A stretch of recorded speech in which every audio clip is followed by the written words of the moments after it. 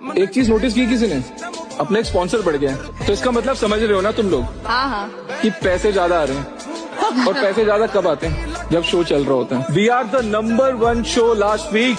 number 1 से एक बात याद आई है पवन जी, बना से चले माइंड में चले नोट जितना चले यार का नेम चले बेबी गैल में चले टॉप का टाइम चले